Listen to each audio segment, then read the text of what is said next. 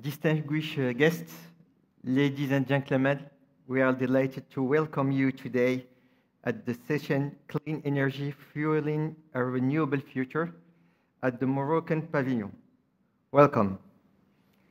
To begin, I would like to put this topic in the context of 2009.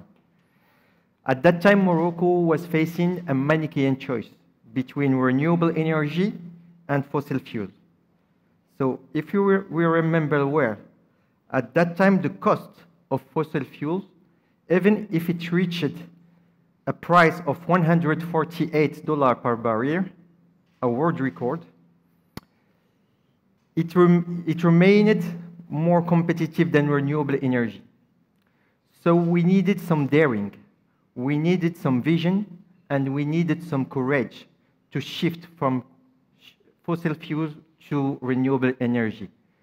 And it was exactly that showed His Majesty the King, Mohammed VI, God bless him, by engaging Morocco, all the private and the public stakeholders, towards a new strategy which is to develop in a massive way renewable energy with an objective of 42% by 2020.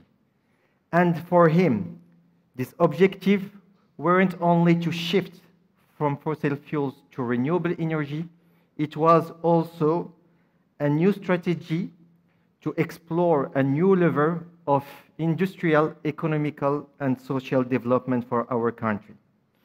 So thanks to the success that has been shown during this decade, notably with the creation of Mazen, but also AMI, which is here with us today.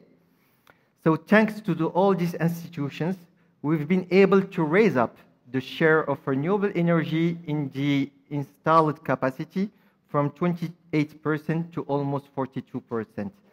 And in order to show and to confirm this strategy, His Majesty the King Mohammed VI gave us a new objective, which is 52% by 2030. And this figure is, if we stop one moment on these figures, moving from 42% to 52% means simply to double the installed capacity of renewable energy, which is a new, great, and important ambition. So all that has been done during the last decade with the strong ties and the strong link between all the public institutions and the private sector. And to do a retrospective and also to look at the perspective for the last decade, we will have today a distinguished panel composed by Mr. Tariq Haman, who is the Development Director of Mazen, Mr. Sahid Moulin from AMI, Mr. Kamal Htout from ONI, and Mr. Padi Panmanhattan from Aqua. I will come back to them to present you more deeply later. So just to say that today Morocco have reached over 4,000 gigawatts of installed capacity from renewable energy. It's composed mainly from 750 megawatts from solar, over 1,770 megawatts from hydro, and 1,400 megawatts from wind. And in order to maintain this dynamic, Morocco is now targeting, as I said, 42%, based on more than 2,500 megawatts coming from solar, 1,300 megawatts coming from wind, and over 350 megawatts coming from hydro, which will put an objective of more than 6,000 gigawatts by 2030. Morocco, for the next decade, won't limit itself at the production of electricity from renewable energy, but we will explore new opportunities. Morocco has been ranked one of the 3 countries that will be the leaders of the hydrogen production, green hydrogen production, with a captation between 4 to 8% of the world and the global Power-to-X markets.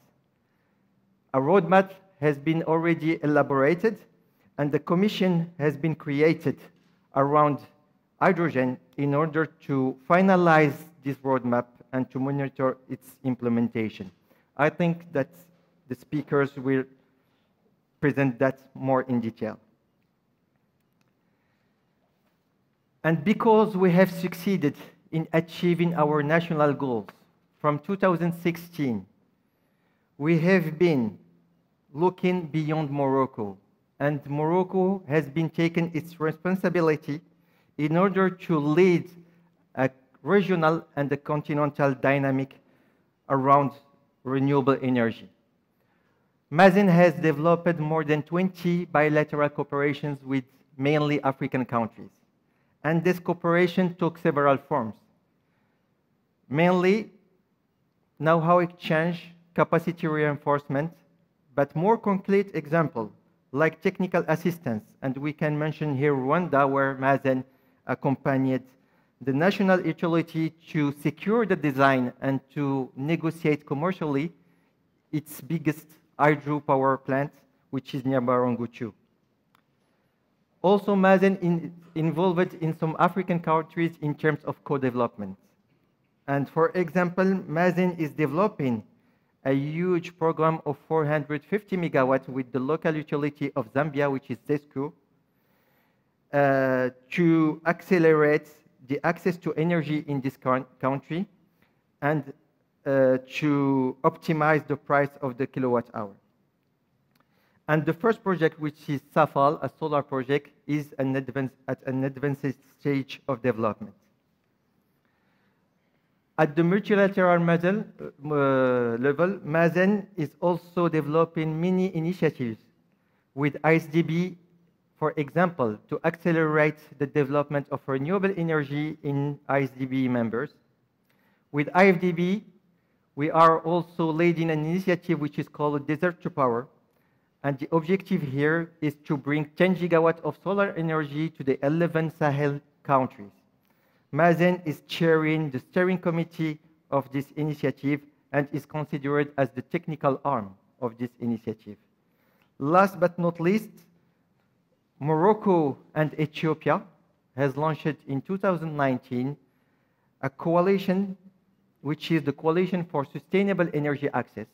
And it's the first time in the history of UN that two southern countries are partnering to design and to launch a southern coalition made by southern countries for southern countries.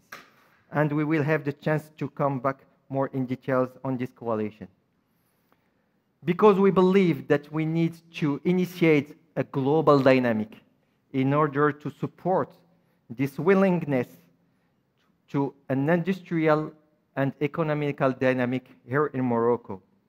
We are also initiating some actions with other countries, regional countries, in order to raise up the level of renewable energy. And this is why in 2016, a disruptive initiative was launched with 4 European countries. This initiative is called the SET Roadmap.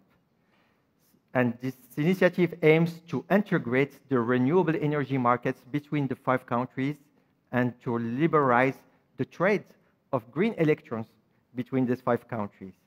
After the signing of a common declaration at Brussels in 2018, many negotiations and studies have been led, and now we are happy to say that in the very next weeks, the binding agreements between the 5 countries will be signed, giving a clear acceleration and giving the legal framework to trade renewable electricity from renewable electricity under the framework of Green Cross-Border Corporate PPA. So that being said, let me now go to the distinguished panelists.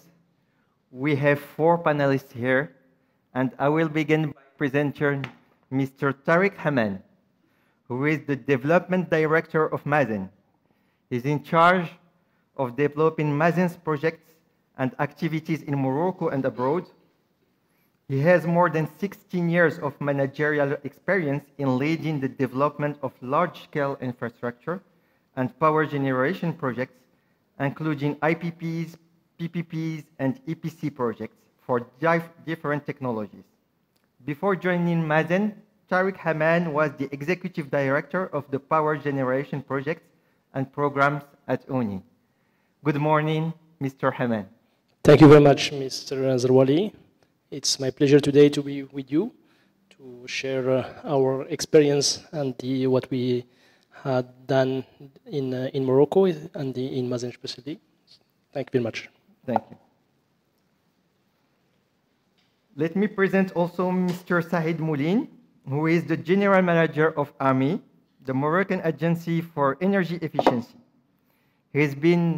You've been appointed by His Majesty the King Mohammed VI as Director General of the CDER in 2009, and you will tell us the story of the CDER, which in 2010 became the National Agency for the Development of Renewable Energies and Energy Efficiency, ADERE, and since 2016, a new life, it became the agency, the Moroccan Agency for Energy Efficiency, AMI. Previously, you was also president of the Mediterranean Association of National Energy, MEDENER. You've been also the president of the Energy, Climate, and Green Economy at the CGM. And within the organization of COP22, you are also responsible for the public-private partnerships. So thank you for being here. It's an honor to have you today, Mr. Smoulin. Thank you. We have also Mr. Htout. Monsieur Htout est en charge de la direction stratégie et planification de l'ONE, une direction qui anticipe le développement à moyen et à long terme du système électrique, réseau et production. Vous êtes également en charge de la direction ingénierie et réalisation des projets de production de l'Office national de l'électricité, qui est l'acteur central de l'électricité au Maroc. Merci pour votre invitation et ravi d'être avec vous pour discuter du renouvelable au Maroc. Merci, c'est un plaisir. And last but not least, we do not have to present him anymore, Mr. Paddy Padmanathan. Is seasoned engineering and energy expert with over than 40 years of experience. When we see you, Paddy, we don't think that you have 40 years of experience. He's a key member of Aqua Power's executive leadership team, having spearheaded its expansion from a startup in 2004 to where it is today, a leading private developer, owner, and operator of power generation and desalinated water production plant. You have accompanied also Aqua to go to public yesterday, so congratulations for this. The headquarters of Aqua is in Saudi Arabia, and the company now has a portfolio of over 62 assets with an investment value of 62 billion USD, producing almost 40 gigawatts of power and 6 million meter cubes per day of desalinated water. Welcome, and thank you for being here, Mr. Paddy. Well, thank you very much. I'm truly honored to be part of this panel, and I'm very sorry that I'm not physically there with you, but at least I'm able to participate virtually. And again, I'm truly delighted. It's a pleasure to have you, and thank you for being here. Mr. Saïd Moulin, you are the one who has the longest experience in the Moroccan energy field. So, Mr. Moulin, you are also one of the most important Moroccan personalities in the field of energy transition. AMI is the result of many evolutions from ADERE and CDER. I just mentioned that. Now, AMI plays a very important role around three pillars. The first one is industry decarbonation. The second one is energy efficiency. And the last one is sustainable energy. Could you please share with us main achievements that contributed to create this exciting dynamic and a positive energy in the Moroccan energy transition, and give us also the history that began, I think, in 1982? Exactly. Thank you, Ali, for this invitation. And I'm glad also to be here today, especially in this marvelous pavilion. And I would like to say that, yes, in 1982, the Kingdom of Morocco created the Renewable Energy Development Center, the CDER. At this time, renewables were very expensive, of course, but some application in the rural areas, in the telecommunication were used. So we start looking at the technologies. And of course, it was in 1982, after the second oil shock. But in 2009, as you mentioned, Ali, we had this event on the energy, where the King's letter was very clear. Priority to renewable energy and energy efficiency in our energy policy. Objective to reach, you mentioned, for renewable energy, for energy efficiency. Dedicated agencies, Mazen, AME, other actors in the R&D, other actors in Irezen in the R&D, with industries also. We had this approach for developing industries in this field. So it was a strategy included in our Sustainable Development National Strategy. Energy is one of the sectors, but it is very important to look at. We were not developing projects, we were developing a strategy for all sectors. I will focus on what AME, when adhéré at this time, then AME in 2016. Why? Because with the big project that you mentioned on solar, on wind, on hydro, developed by ONI and Mazen, it was the history. But it is for big projects. But at the same time, when you're talking about the energy transition, you should look at all the applications and all the regulation and all the investment that you should look how to have this energy transition in all sectors. In the electricity sector, it's one thing. In the mobility, in the buildings. So we look at in this exposition how many pavilions are using new technologies for energy. We can have positive buildings, positive energy buildings. We can have sustainable mobility, as you can see. But all the sectors should be transformed. That's why when talking about energy transition, it's much more than only renewables for big power. But that's why AME is working in the building sector, in the industry sector, in the transport sector, in the agriculture sector, with cities for public lighting. All those sectors can be transformed for more efficient and using more renewables in the applications. One example, what happened in the agriculture, for example, what we did to help farmers to switch from diesel pump to solar pumps. Today, it's more than 500 megawatt of solar today used in Morocco for solar pumping. It's almost the equivalent of what's going on in Warzazat.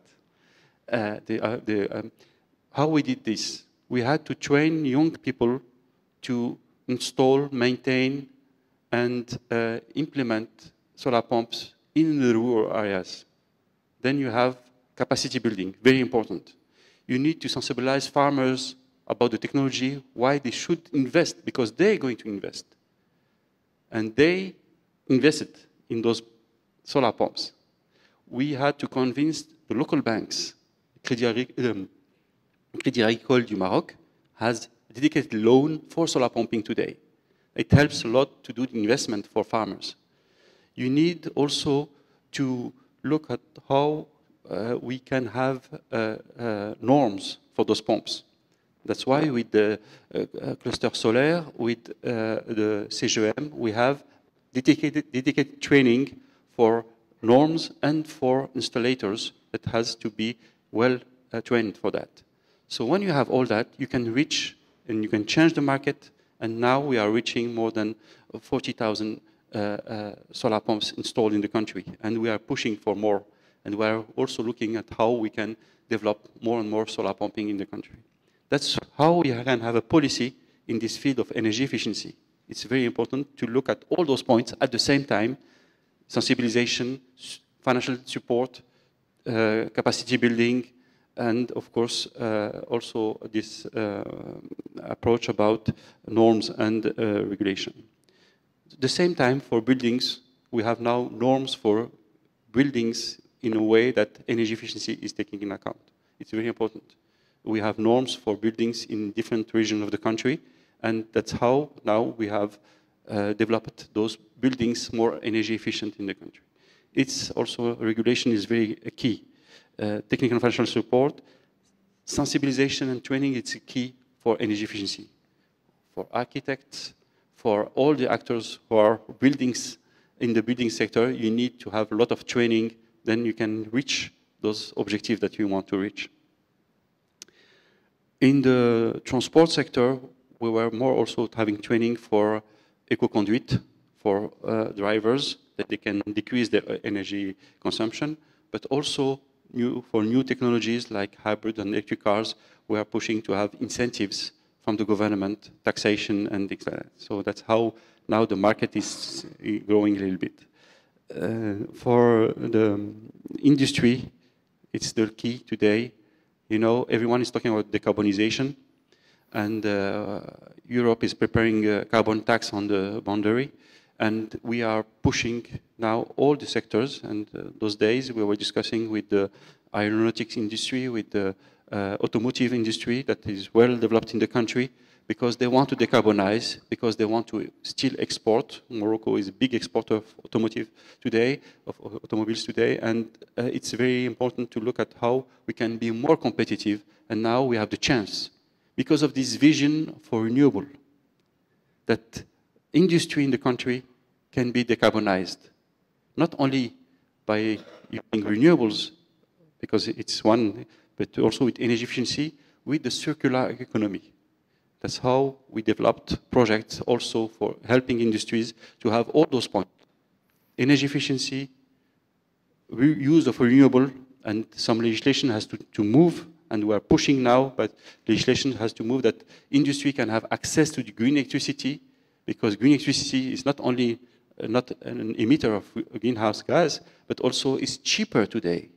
In the context of Morocco, we are going to help the industry to be more competitive by being green. So it's something that is really on the way, and all the sectors, and we were discussing yesterday with also the textile industry, all the big exporters of Morocco, and 65% of our export is going to Europe, and with this carbon tax, we are preparing ourselves that in the near future, we'll have dedicated industrial zone, completely green, completely decarbonized, to help investors and to attract investors in this field. So you look, you see all those points, big project, it's an energy transition for the economy transition. So it's, that's why the challenge is quite high, but we are glad that this King vision with the sustainable development strategy, we are reaching our objective, and it's also knowing what's going on in the world, knowing what climate change is showing us every year, and especially this year, or what we saw in the world. We are glad that our approach as a very oil-dependent country, we were a very big importer, we are changing this mind. You mentioned hydrogen is the next step. We're sure that projects to not only develop green hydrogen in the country, but also exporting green electricity from the country. I think some projects also are in the program today. So we are very glad that our country, because of the King visions, because of this approach with dedicated agencies, with objective to reach, we managed to reach that. Thank you. Thank you for this global overview. I'm not done yet with you, Mr. Moulin, because I need to hear you more elaborating about circular economy. But let's take advantage of your presentation to focus more on renewable energy. And we have with us Tariq Haman, as I said, with an impressive experience, both in ONI and in Mazen, around project development. So you have experienced all during this last decade, if we can say, mainly all the development of renewable energy projects in Morocco.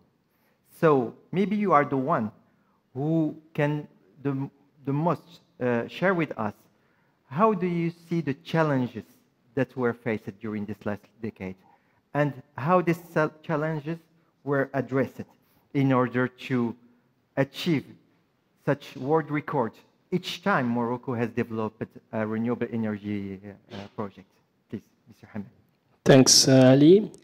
As you mentioned, Morocco aware of the major challenges facing the humanity due to climate change, and considering the abundant renewable resources at its disposal, the kingdom launched in 2009 under the enlightened vision of Sa Majesty the King Mohammed VI, an energy strategy which dedicated a predominant place to the renewables in the national electricity mix with clear and quantified objectives. You mentioned 42% by 2020, that has been increased to a minimum of 52% by 2030.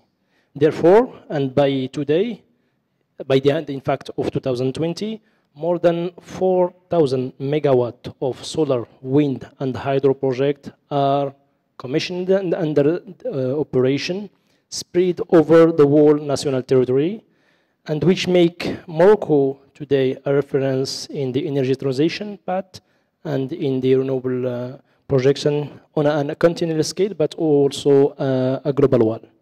We can mention here some of the most interesting projects that we develop in Morocco.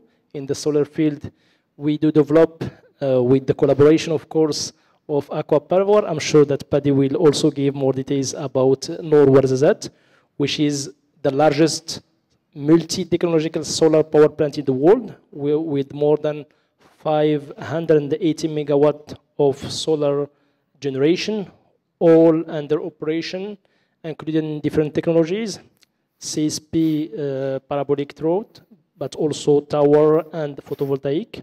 What is interesting also to mention about Warzazat is that we have one of the largest molten salt storage capacity in the world with 510 megawatts under operation that allow us to have electricity even during the day, the night, for at least 7 hours. We also develop in Morocco one of the largest wind project in terms of onshore wind, the 850 megawatt integrated project, which is almost developed, and half of it's under operation, the other is under construction. And we reaches, for this project, one of the lowest tariff in the world at that time when we opened the bids in 2016. And as you mentioned, thanks to the structuration of the project, the support of the state and the involvement on the whole stakeholders, the maturity of the financial sectors in Morocco, and also the confidence we give to the investors, to developers, and to the banks on our liability to develop such project, on the, let's say, international standard we use for all the documentation, but also the strongness and the clearness of our legal framework that allow us each time to reach one of the best conditions and tariffs in the world for such development. What is the secret for each time achieving the world record in terms of cost of kilowatt hour? So it's in fact a combination of different factors. Let's say the first one, a clear objectives, vision, and a roadmap, which give enough confidence to the developers, to the investors, to the banks and the lenders, that we are not talking about only one operation, but we are talking on a pipeline of projects with a clear goals. The other thing is of course, the commitment, the strong commitment of the stakeholders from the top of the state. All the project has been followed with an appropriate monitoring and follow-up. Also, as I mentioned before, the legal framework, which should be clear in a high international standards that give confidence to the developers, but also lenders, basically, this is the main element that give us this success, but also the strongest of the off-takers, which is Mazen and ONE, that are, I mean, we have now an experience of almost 25 years of IPPs in Morocco. The first one was in 97. And during all this period, all the engagement and commitment from the public side has been done correctly, on time, and this is what gives this success. Maybe I want also to highlight one item, very interesting, and especially for the next panel you are going to have dedicated to Africa. I want to mention here also the experience in the generalization of access to power in Morocco. In fact, in 96, a large program of generalizing access to electricity has been launched by ONE. At that moment, especially in the rural area, only 16% of the population in the rural area has access to electricity. So with a large combination and contribution of the party involved in this program, mainly ONE as a public utility, the local administration, the clients itself, and the state, with a very interesting and innovative structure. Each part contributes almost 25% of each one on the financing of this project. We deploy a very interesting project that allow us, after 10 years, in 2006, to reach 85% of access to electricity. And after 20 years, in 2016, almost 99% of the population has access to electricity, with a financial effort of about $3 billion US. We brought more than 12 million of our citizenship to the light, thanks to the access to electricity. And today, this achievement, with also the Renewable program, is a real success story that we are happy to share with our neighbors and colleagues in Africa. You mentioned some program. We, as Mazen, are developing. The most advanced one, as you mentioned, is with Zambia for 150 megawatt of solar, wind, and hydro project. We are developing with the local utility ZESCO with a very interesting approach, a co-development, sharing our experience and a win-win contribution, but also ONE with its knowledge in electrification that are leading and also supporting our neighbors. The example of Senegal and Chad are one relevant one. Thank you. Thank you very much, Mr. Haman. It's quite impressive. And thank you for the transition you offer me. Monsieur Kamal Htout, comme vient de le mentionner Monsieur Haman, l'ONE, acteur central de l'électricité au Maroc, a réalisé une prouesse extraordinaire en portant l'accès à l'électricité rapidement d'autour de 20% à près de 100% aujourd'hui. Et tout ça ne s'est pas fait juste en étendant le réseau, mais vous avez mobilisé les technologies renouvelables pour apporter l'électricité à certaines localités au réseau. Donc il y a une combinaison à la fois d'une stratégie on-grid et d'une stratégie off-grid. Tout cela à côté du développement de certaines capacités d'énergie renouvelable on-grid. Mais ce qui nous intéresse ici, c'est que vous avez fait toute cette intégration avec une ingénierie d'intégration et une planification de haute précision. Parlez-nous-en, s'il vous plaît. Merci. Donc, vous l'avez bien dit, effectivement, l'ONE est un acteur principal dans la mise en œuvre et le déploiement de la stratégie énergétique au Maroc. Donc, je reviens sur la stratégie énergétique qui a été mise en place en 2009, qui avait comme orientation de mettre à profit le potentiel local et et à travers ça, surtout l'intégration massive des énergies renouvelables. il y a l'efficacité énergétique, il y a aussi l'intégration régionale à travers les interconnexions qu'on a avec les systèmes électriques voisins. Donc, justement, et pour faire, comment dire, un arrêt sur ce qui a été réalisé jusqu'à maintenant, c'est qu'on est pratiquement à 37% de capacité installée qui est à base de renouvelables. Si on voit un peu la, comment dire, la distribution de ce pourcentage, on va trouver 17% qui est réalisé en hydraulique, et 13% en wind, et puis le reste en solaire. Donc, et tout ça pour dire que, quelque part, ces réalisations sont faites en fait, de façon, comment dire, suite à un travail de longue haleine, parce que de toute façon, si on parle de l'hydroélectricité, il faut savoir que la première unité hydroélectrique a été réalisée en 1929. Et bien entendu, il y a ce travail de longue haleine, mais il y a aussi l'imbrication entre des stratégies réussies que le Maroc a eu le choix en fait, d'avoir et de mettre en œuvre. D'ailleurs, en parlant d'hydroélectricité, on revient en fait à la stratégie visionnaire du Maroc qui a été mise en place en 1967 pour la réalisation des barrages, et c'est ce qui a permis effectivement comment dire, la réalisation des centrales hydroélectriques qui nous a permis en fait jusqu'à maintenant d'avoir une capacité de l'ordre de 1300 et quelques mégawatts.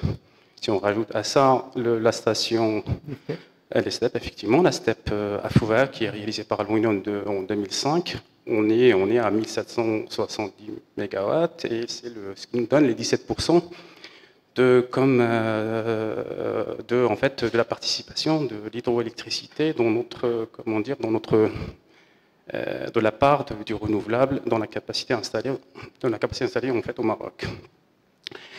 Vient après le wind.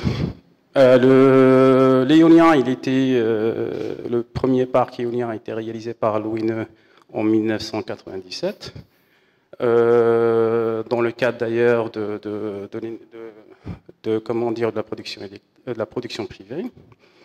Suite à cela, il y a eu les 2 parcs réalisés par l'ONE en Épicie, quelques années après, d'une capacité totale de 200 MW. Vient après le parc éolien qui était, à l'époque, il a été mis en service le plus grand parc éolien en Afrique, celui de Tafaya, avec les 300 MW. Et puis, bien entendu, le programme éolien intégré de 1000 MW qui a été lancé en 2012, et à travers lequel il y a eu pas mal de réussites qui ont été enregistrées, y compris le tarif, puisqu'on atteint tarif de l'ordre de 2,6 cents de dollars pour le kilowattheure, et puis aussi le taux d'intégration industrielle qui dépassait les 65%. Donc, bien après, effectivement, je passe directement pour parler en fait du programme du PERC, qui est une vraie success story, qui a été réalisé par l'ONU, comme vous l'avez bien dit. C'est un programme qui a été lancé en 1995, à une date où on était à moins de 20% de taux d'électrification. 10 ans après, on a dépassé les 80% en 2005, et puis maintenant, on est pratiquement, comme vous l'avez dit, à 99,80% de réalisation. Donc, lors de réalisation de ce programme, il y a eu, comme vous l'avez dit, il y a le raccordement des zones rurales, et puis pour les zones où ce raccordement n'était pas, était prohibitif, en fait, l'ONE a mis en place des solutions qui ont permis, en fait, des solutions d'électrification décentralisées, y compris, en fait, les kits PV. Donc, ça effectivement, en effet, ça faisait partie des solutions qui ont permis d'atteindre ce taux d'électrification extraordinaire au Maroc. Parfait. Et bien entendu, en fait, en parlant de ça, il y a j'ai parlé de réalisation en termes de production, mais il faut dire que l'ONE, avec son rôle de gestionnaire de réseau, il accompagne toute cette stratégie. Il accompagne en renforçant en fait le réseau électrique marocain, pour permettre à toutes ces capacités en fait de transiter, d'aller vers les zones de consommation. Et puis il y a surtout la réalisation des interconnexions, y compris la seule interconnexion avec le système électrique européen de 1400 MW qu'on a actuellement, qui était en fait au départ, on l'a réalisé en 1997, et puis après il y avait son extension en 2006. On va en parler tout à l'heure dans un deuxième temps de cette stratégie de maximisation de la part des énergies renouvelables dans notre mix à l'horizon 2030. Et ça passe également par le développement des interconnexions avec les pays voisins. Mais avant cela, moi j'ai envie de... I would like to hear the voice of the private sector. So, Mr. Fadi, Aqua has developed many renewable energy projects in Morocco. So who better than you and Aqua could share with us the views and the analysis of the private sector regarding the field of renewable energy in Morocco. What are the main takeaways that you can share with us from this last decade? Thank you, Ali. So we entered the electricity generation sector in Morocco in 2010 on the transparent sort of competitive tender, a very well-structured tender that Mazen ran for the first renewable energy the CSP project at scale, Node 1, 160 megawatts, 3 hours of storage. And we were very, very delighted to deliver a 26% tariff difference between our submission and the second bidder, and we then gone on to subsequently win several more, to the point where we have a fleet of plants, photovoltaic, wind, and CSP, cumulative value over $3.5 billion US. Many of them with Mazen as our partner. Really, if I kind of boil it all down to, it's just a handful of factors which really does set Morocco apart from many other countries. As Aqua Power, we are privileged to be operating in 13 countries today. But I, not just because I'm on a Moroccan panel, but I've always consistently maintained Morocco sets itself apart on many, many factors. The most fundamental, of course, is that Morocco is it's proven itself to be a very creditworthy environment. And we can now confirm that after 10 years in Morocco. A creditworthy environment, a very well-governed environment, respecting investors, respecting foreign investors at that. So impeccable reputation. So that's perfect as a foundation. But when we come to the green economy and renewable energy, Morocco has got fantastic light, sun, long daylight hours, brilliant wind resources. Now, both of them at one level were a curse in the past for people to live. In fact, the wind is so strong, there are many of these areas, nobody lives there. But it turns out in today's world, they are brilliant resources. And it's most important, domestic resources. It's your own. So that's a wonderful foundation to build on. And most importantly, also, the really entrepreneurial, industrious, artistic as well, people which provide that ecosystem that allows us to deliver competitive price. We can have all the resources, but if people are not available, everything gets very expensive to build and to operate and maintain. Everything will be very expensive. But Morocco provides that ecosystem and a platform, and the industrial infrastructure is there. So these are all brilliant ingredients. But the most important of all, that has really, really given the foundation to propagate the economy, the green economy, both Tariq and you, Ali, have already touched on this, is, and people just sort of overlook this. Back in 2006, 7, 8, for His Majesty, the King of Morocco, this is 15 years ago, 13, 14 years ago, to really, really support well, to envision a future of green energy. At that time, when even though Morocco is a fuel importing country, renewable energy was not cheap at the time. The technology was not available at that cost.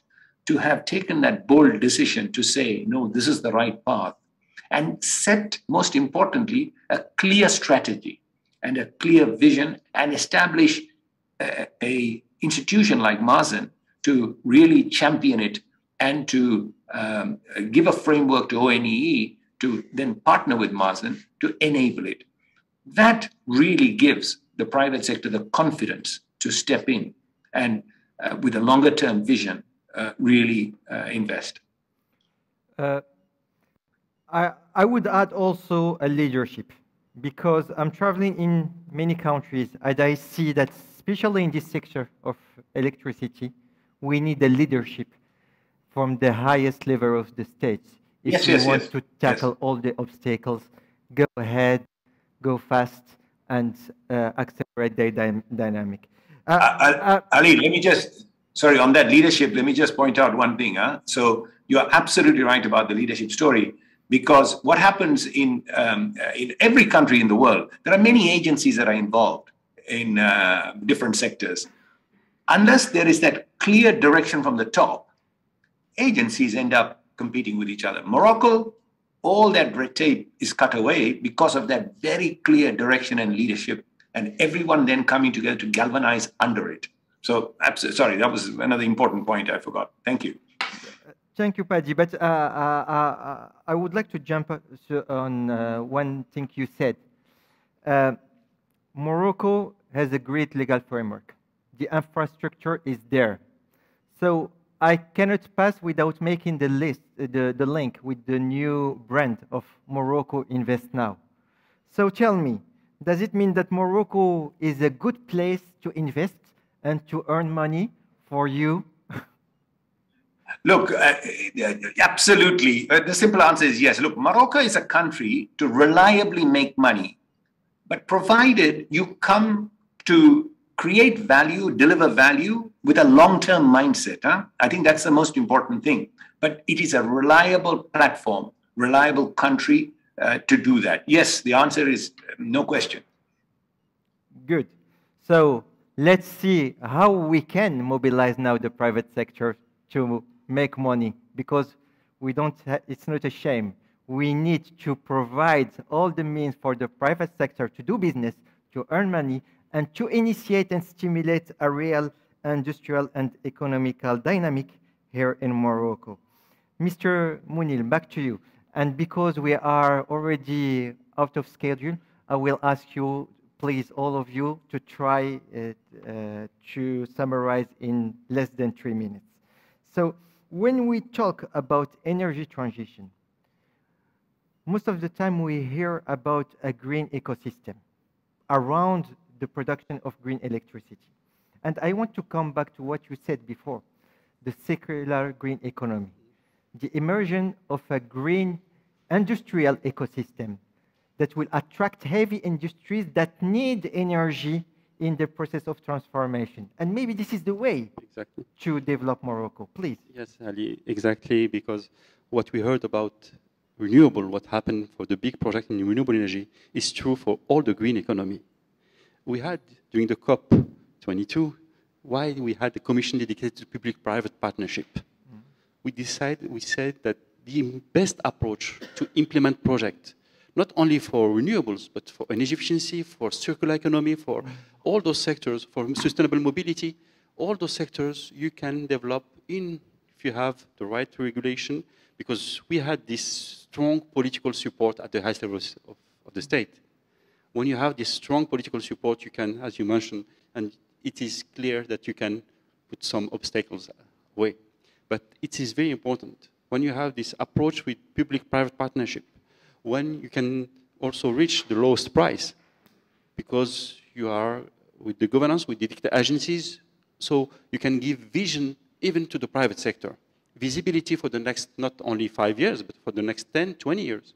So they can not only invest in projects, they can invest also in the industry, in this war room dedicated to the green economy is for the industry in renewables, in energy efficiency, in the circular economy. We are going to have all the support for land, for financial support, for regulation. Sometimes you need to change some regulation, especially in the circular economy, to implement some projects. And there's a chance today because what we are looking, because of this approach for decarbonization, all the industries are looking what they can do for the waste, and we are looking at many, many projects. One of the projects I can mention is one dedicated for the automotive industry. They're using biomass fuel today instead of fuel for their using from waste of oil, olive oils. So we have all the projects linked to that, and that is the key.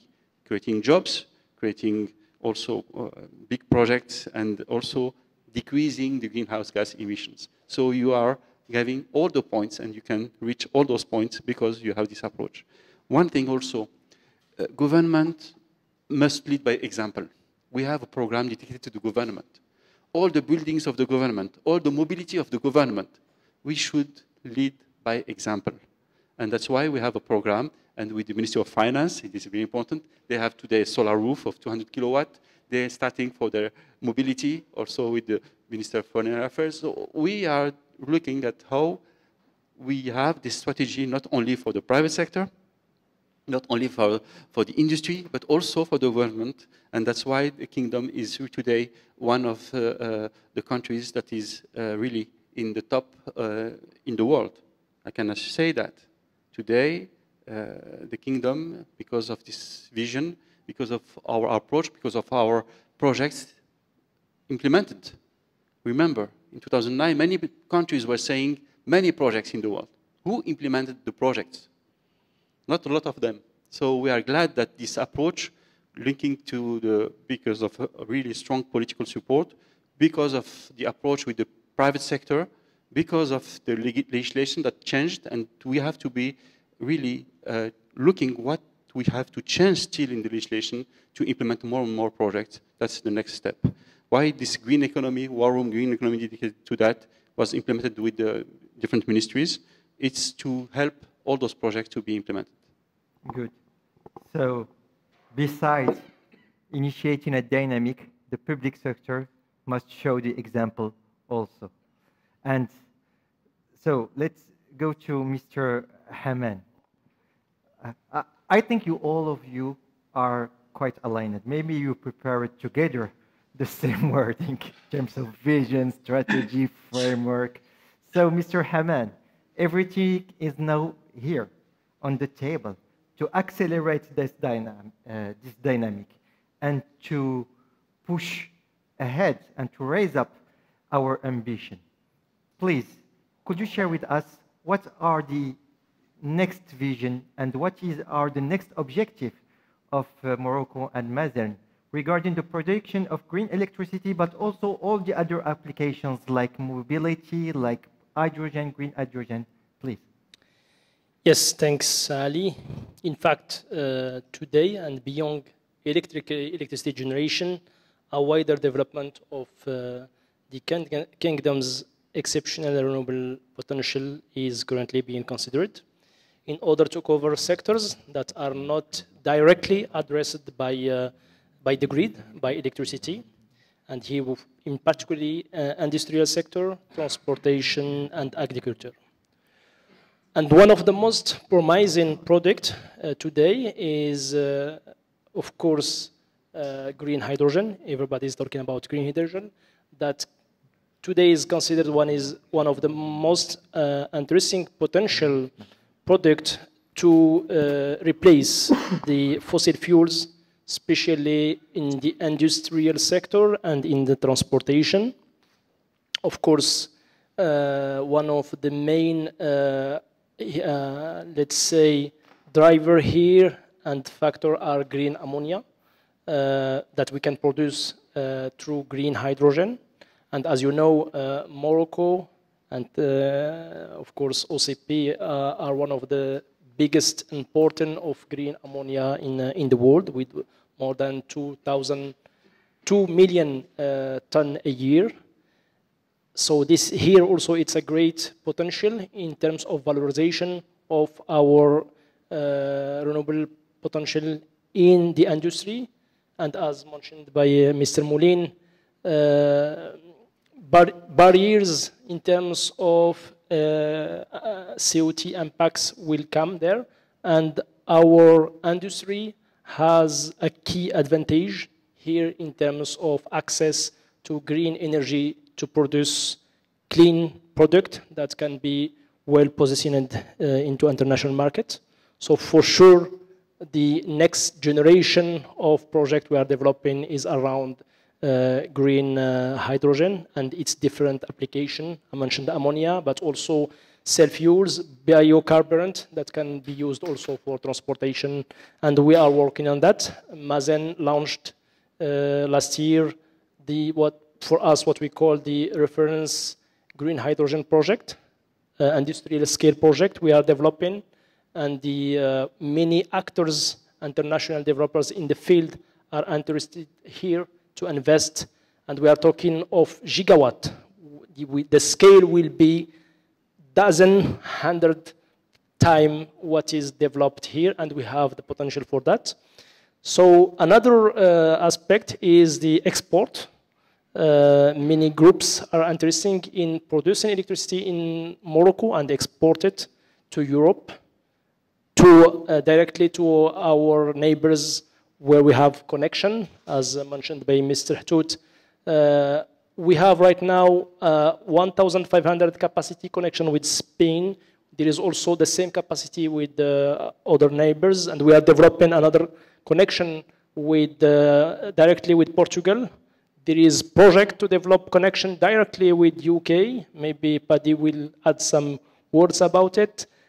So the potential is huge. The opportunities are there, and it's a massive driver for investment in Morocco that will generate job, transfer on how now, and of course, benefit of all the citizens. Thank you. Thank you, Mr. Haman. But I will come back to you later. Monsieur Htout, l'ONE, on sait tous que maintenant on a un objectif de 52% à l'horizon 2030. Tout simplement, je l'ai dit tout à l'heure, ça veut dire qu'on doit doubler la capacité du renouvelable installé aujourd'hui, à minima, entre aujourd'hui et 2030.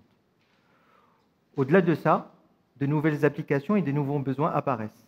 Le dessalement, la mobilité électrique, la production d'hydrogène, l'augmentation de la consommation des ménages avec le développement économique et social de notre pays,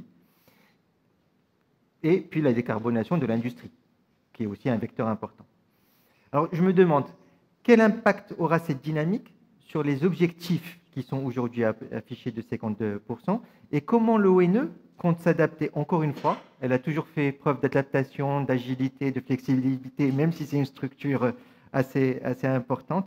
Comment vous comptez vous adapter pour contribuer à ce nouveau mouvement? Rapidement, s'il vous plaît, parce qu'il ne nous reste plus beaucoup de temps. Justement, permettez-moi de revenir sur un point. On discutait en fait de l'intérêt du privé par rapport au secteur, notamment électrique. Il faut, j'allais dire effectivement, je retrouve l'exemple côté ONE, côté aussi Mazen, dans le cadre en fait de développement de projets de production d'électricité. Il faut dire que déjà rien que les projets développés par l'ONE, on a pratiquement 45% de la production, en fait, de la capacité installée, et c'est plutôt, en fait, c'est une capacité qui est réalisée par le privé. Si on rajoute ce qui a été réalisé par le Mazen et par le, il ne faut pas oublier aussi le marché en fait libre d'électricité, on peut facilement dépasser les 50%. Donc déjà en fait, ça montre l'intérêt du privé dans le secteur d'énergie électrique au Maroc. Donc, et rien, on a parlé de capacité, je peux vous parler aussi en termes de contrats. Le nombre de contrats qui sont maintenant signés par l'ONE de PPA, les contrats d'achat et de fourniture d'électricité, on est pratiquement à 10 contrats en fait. Le privé vous dira toujours c'est pas assez, 50%, vous voulez toujours plus. Oui. Ben justement, parlant du futur, des nouvelles en fait, opportunités, justement, il y a le programme déjà maintenant pour qu'on puisse atteindre les 52% prévus dans le cadre de la stratégie énergétique actuelle. C'est que déjà, en fait, il faut dire que, comme vous l'avez bien dit, il y a un doublement de capacités renouvelables. Mais il y a aussi, parce qu'effectivement, pour accompagner tout cela, et assurer la stabilité du réseau, qui est la mission de l'ONE. Il y a la réalisation des moyens de flexibilité et les moyens de stockage. En parlant de stockage et des steps, il faut aussi en fait savoir que dans le cadre de ce programme d'équipement qu'on prévoit, il y a un doublement des capacités de stockage aussi. On est maintenant déjà à 400 et quelques, 460 de la step d'AFOA. On prévoit, il y a une step qui est en cours de réalisation de 350 MW et on prévoit d'ici 2030 réaliser 2 autres steps de 300 MW, qui fait que pratiquement on a un doublement en fait de capacité de step. Je dirais aussi il y a l'accompagnement en termes de renforcement du réseau. Vous savez que en fait, le potentiel énorme qu'on a dans nos régions en fait, de sud d'éolien, pour qu'on puisse effectivement transporter cette énergie aux zones de consommation qui sont dans le nord, on prévoit la réalisation d'une ligne haute tension à courant en fait, continu, HVDC, qui sera réalisée, qui est en cours d'étude, qui sera réalisée d'ici durant la prochaine décade. Donc il y a ça, il y a les interconnexions, comme l'a bien dit ici Haman, effectivement, on prévoit d'étendre encore une fois la connexion qu'on a avec le système électrique européen, avec une autre liaison alternative, mais aussi de la réalisation qui est en cours d'étude en fait, d'interconnexion avec le Portugal, cette fois-ci avec une ligne à courant continu. Il y a aussi, qui est prévu, on est en train d'étudier aussi l'interconnexion avec la Mauritanie. Donc voilà, c'est sont plus ou moins en fait, les moyens mis en place par l'ONE pour accompagner tout le développement, en fait, cette intégration massive de renouvelables. Thank you, Mr. Htout. You mentioned now that Morocco is turning to export electricity. And now I'm turning to Patty. And I want to ask you, Mr. Patty, do you envisage a disruptive positioning in Morocco? I mean that now we all know you produce green electricity and you sell that to Mazen, to the private sector in high voltage. And Mr. Moulin also mentioned the immersion of a decarbonated industry.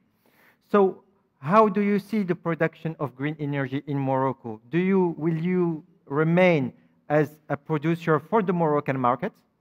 Or do you see it more in terms of exportation of green molecules and green electricity to Europe, for example, or also a way to attract heavy industries here in Morocco?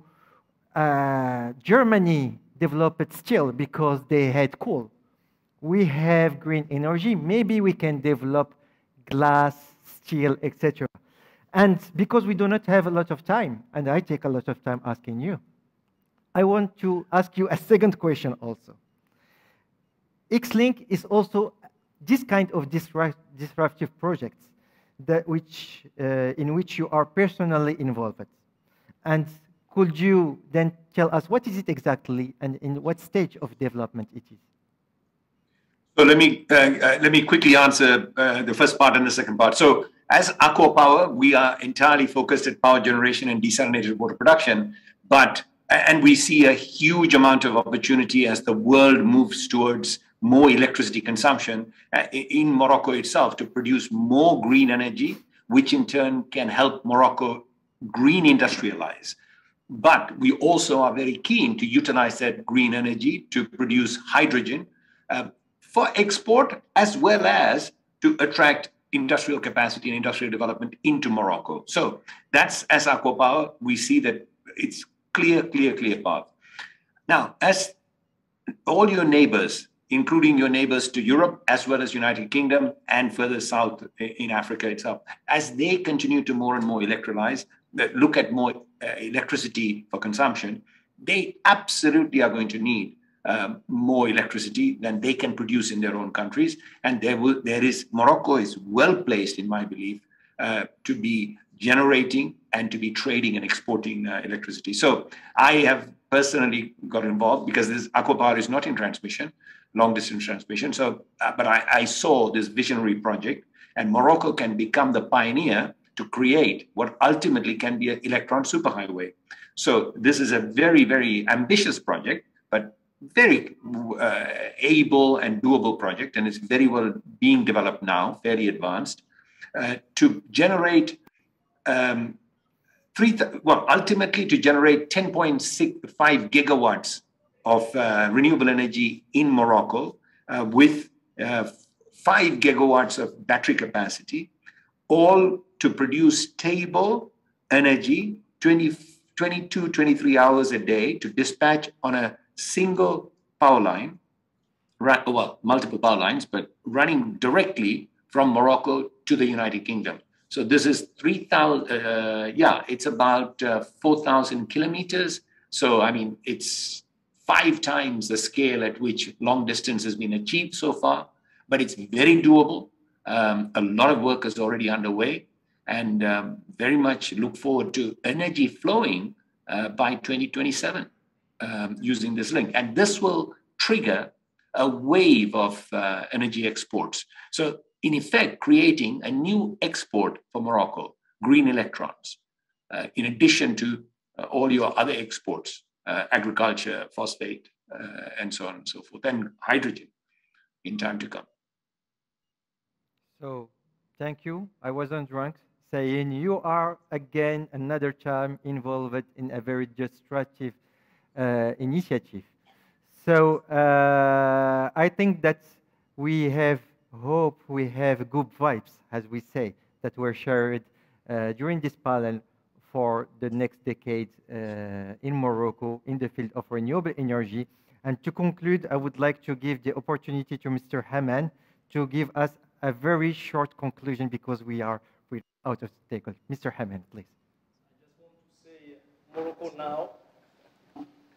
I just want to say Morocco now, it's the place to be for investing, especially in the power sector and the renewables, because we have all the component that is needed for, of course, generating electricity, but also to contribute to the decarbonization through different use. We mentioned green hydrogen and all the application that can be around to produce products that are fully green, using green electricity and green energy, but also export. And it's a real also hub in order to address different market with the whole trade agreement we have, of course, with our partners in Europe, US, and also with our African countries. So thanks, Ali. Okay, Mr. Moulin, 30 seconds, please. For the whole green economy investment, Morocco is ready politically. Morocco is ready technically. Morocco is ready legally for any investment, and you'll have all the support. That's why all the policy today, and we have a new minister dedicated to energy transition and sustainable development since a few days now. So we are really pushing for all the investment, and you are all invited to look at all the incentives that you can have in the kingdom. Thank you, distinguished guests and speakers. Thank you, ladies and gentlemen, for being with us during this first panel. Do not quit. In less than 5 minutes, we are moving to the next panel. Thank you again. So, dear honorable guests and ladies and gentlemen, I'm really pleased to introduce and to moderate today this very important panel around the new perspectives of cooperation. And we have the presence of Dr. Mansour Muhtar, who is the Vice President, Country Programming of the Islamic Development Bank. Previously, Dr. Muhtar, you served as an Executive Director on the board of the World Bank Group, as well as co-chair of the UN Intergovernmental Committee of Experts on Sustainable Development Finance. You also served as a Minister of Finance for the Federal Republic of Nigeria and the Chairman of the National Economic Management Team as Executive Director, African Development Bank, and as Director General of Nigeria's Debt Management Office. a very long and impressive CV to show you how much I'm pleased to have you today in this panel, Dr. Mansour. Hello, Dr. Mansour. Hello, good to be with you. The pleasure is mine, actually. Thank you. We move now to Mr. Fathallah Sijilmasi.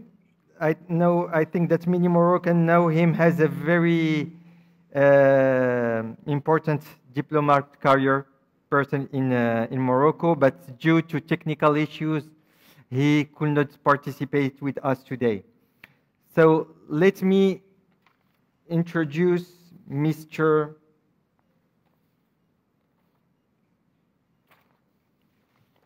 I'm looking for my notes, so I'm sorry.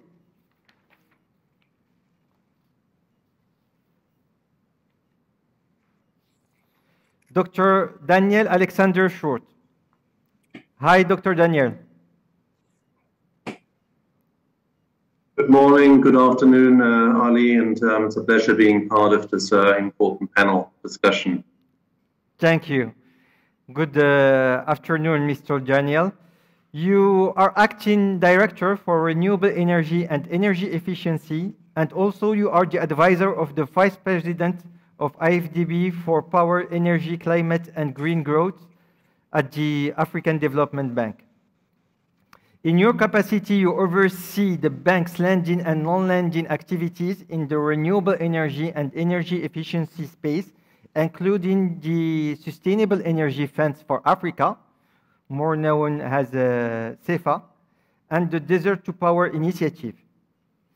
You were also previously the coordinator of the Sustainable Energy for All Africa Hub, and prior to that, and prior to joining IFDB, you worked for several years for the European Commission in both headquarters and the field and for the European Bank for Reconstruction and Development, EBRD, and in the private sector. So now let me introduce you Mr. Amjad Abdullah, who is the head of partnerships at the IRENA. He was also the chief negotiator for Alliance of Small Island Development States and lead OOCs to lead to Paris Agreement and former chair of LDC Group in international climate change process.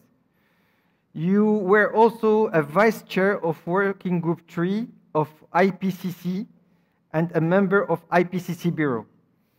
Good afternoon, Mr. Amjad. Good afternoon, Ali. Very nice to be here with the esteemed panel members. My pleasure, my pleasure.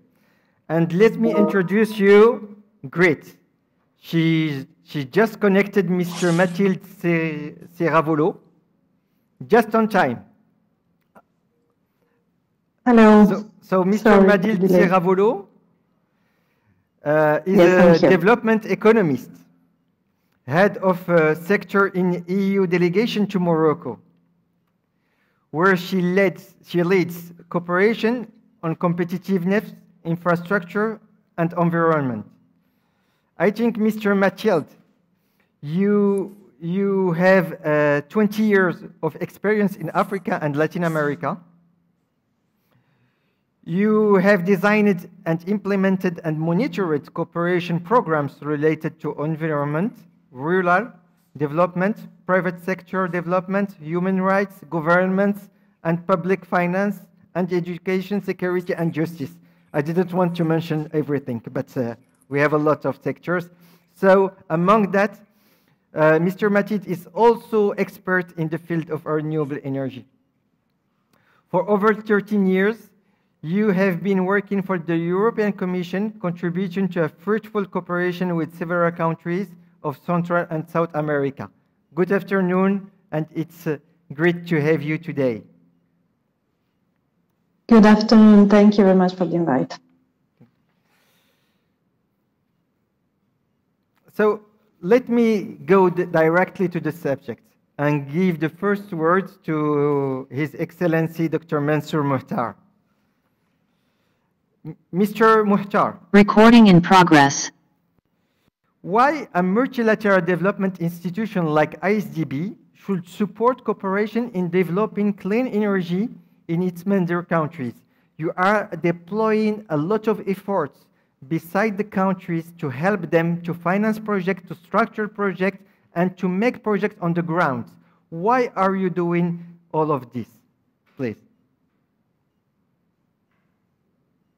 Thank you. Thank you for giving me this opportunity to participate in this panel discussion. And let me begin, of course, by conveying the Islamic Development Bank's unflinching support for clean energy in its member countries. We are a multilateral development finance institution, just as a context setting. And together with other MDBs, we remain committed, and we've expressed this commitment in various fora, to supporting climate change objectives of our member countries. In particular, we've committed to making an increasing share of our financing flow to them in a manner that is consistent with the pathway towards low greenhouse gas emissions and climate resilience.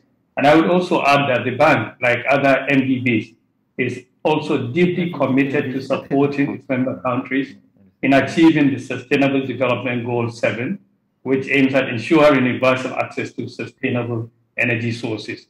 And to illustrate our level of commitment as an institution, I want to point out that we have, since inception, contributed to the development of renewable energy projects in our member countries by providing a total financing of nearly $3 billion through several projects and programs.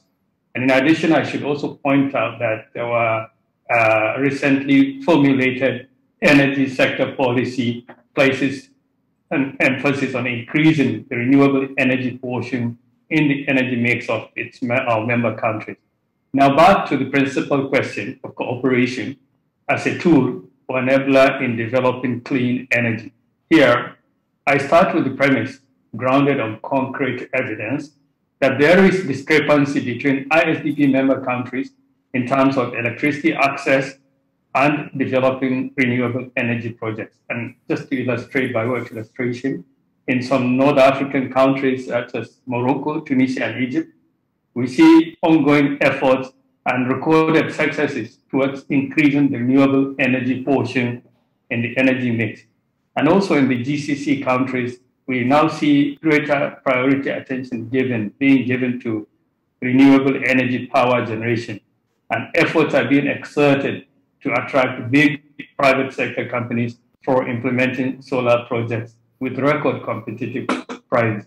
But at the other end of the spectrum, we find energy deficit sub-Saharan African countries that are still lagging far behind, despite their enormous natural potential.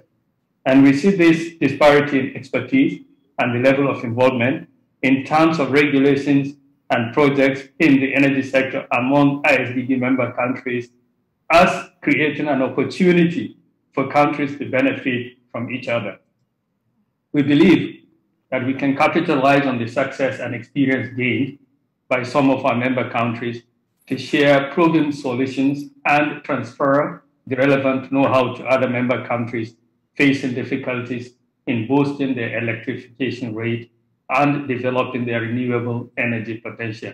And of course, there are various possibilities in this regard, including looking at ways of developing and adapting suitable institutional arrangements, setting up suitable legal and regulatory framework that would attract private sector, and enhancing the capacity of the member countries in the renewable energy field at various levels, both at individual, organizational levels, including in the design of projects, in their structuring, in their execution, and above all, in their operationalization. So I think that it's very clear that this Islamic Development Bank, we feel and we believe that this is the right approach to take in supporting our member countries. It's great to see how ISDB is taking its responsibilities towards its member states by accompanying them in structuring and financing projects. And thank you for having shared with us all the areas where you intervene and you bring a real added value to SDB member states. So in the same line, we have with us Dr. Daniel Alexander Short, and IFDB is also very committed in the continent. We can say that IFDB at the continental level is like the financial arm of many countries in the continent. IFDB were very involved in the project development in Morocco, as it is, you are across the continent. So it's quite impressive to see how much you are also committed and you are deploying that energy to help the countries to develop sustainable energy without playing on the word. So, Mr. Daniel, could you please share with us what are the main actions you are implementing in this field? And also, could you share with us if there are any actions that are being implemented with Morocco as a continental leader in the field of renewable energy, and to understand more what you are doing regarding continental cooperation and South-South cooperation? Thank you very much, Ali, and again, thank you to you and Mazen to invite the African Development Bank to this important discussion. As you've highlighted, the African Development Bank has placed energy at the very top of its priorities for the African continent, with the New Deal on Energy for Africa strategy that we launched in 2016. And of course, the recognition that energy plays a critical role for development at large. And I always like to quote the former UN Secretary General Ban Ki-moon, who coined, I think, the very astute phrase that energy is the golden thread that connects everything. Just to highlight, and Mansour has referred to that at the moment we still have roughly 3/4 of the population globally without access to energy or access to electricity, more specifically, located on the African continent. So clearly, this has to be a key priority for a development finance institution. Just to give another example of this critical role that energy plays for development, if we look at the health sector, which is of course crucially important also in the current context and the fight against COVID-19, there's just a very worrying statistic that close to 60% of sub-Saharan African health centers still lack access to electricity today. So that really underlines the critical role and importance that energy has on the African continent. In the same vein, the African Development Bank has put a particular emphasis on scaling up the tremendous and still largely untapped renewable energy potential of Africa. Just to give some figures, we've increased our share of financing towards renewable energy generation from just a mere 9% in the first decade of the century to over 70% in the second decade. And since the launch of the New Deal, that figure has increased to over 80% of our investments in generation capacity. And that is clearly the direction of travel that we are seeing, and the direction of travel that the African Development Bank, in line with its commitment also on the broader climate change agenda, is taking. Let me just highlight a couple of key priorities in that context from our perspective. One is, of course, we're trying to scale up utility scale renewable energy generation across the continent.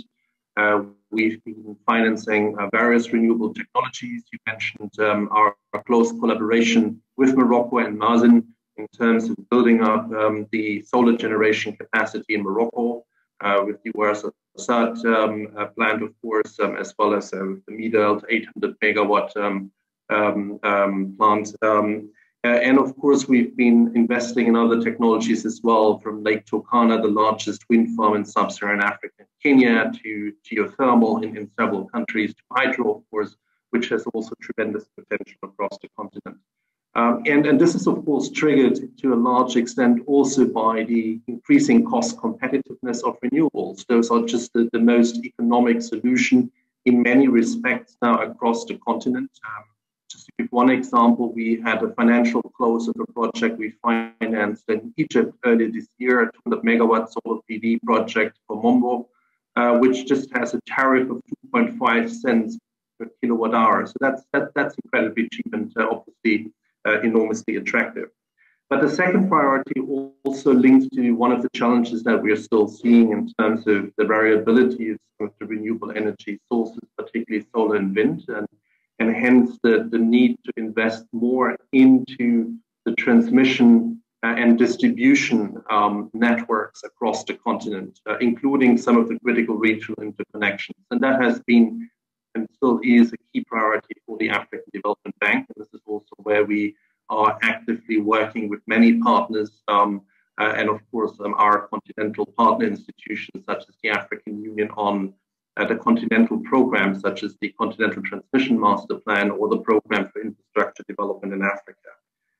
The third aspect that I would like to highlight, that is a very key dimension, is that we will not be able to achieve universal access to electricity in Africa without a massive scale-up of decentralized energy access solutions across the continent in the form of mini-grids, in the form of solar home systems. So that has been another area where the bank has taken a very active role in terms of building markets for these type of solutions, for example, through our Green Mini-Grid Market Development Program, but also financing large-scale programs, such as the largest mini-grid development program in Nigeria, the Nigeria Electrification Program, to just mention one example.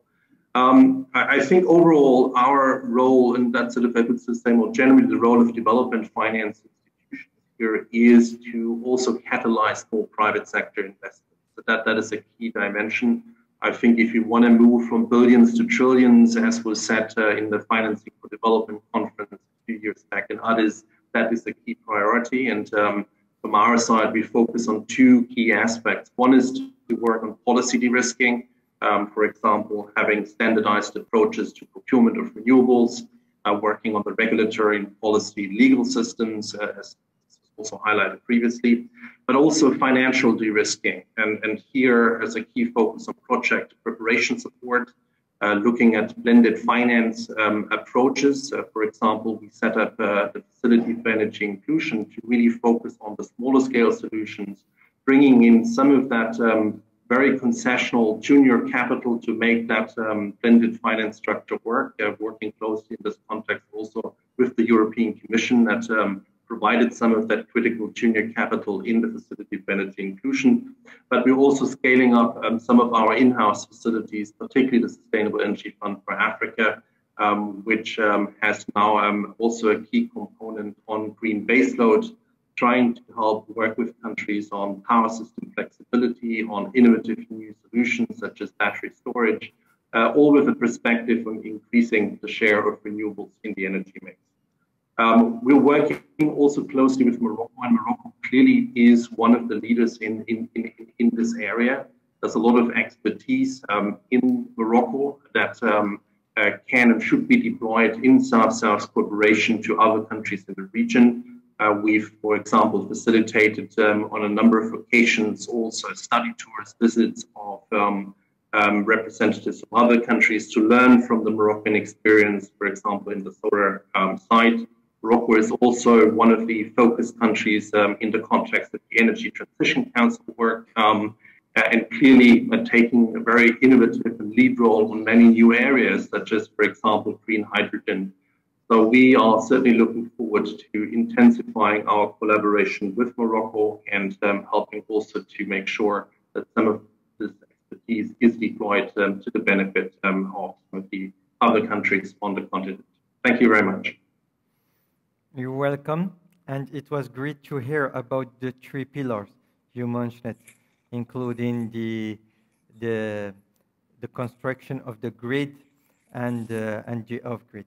And I think you will elaborate more deeply about the cooperation with Mazen or Morocco when I will come back to you.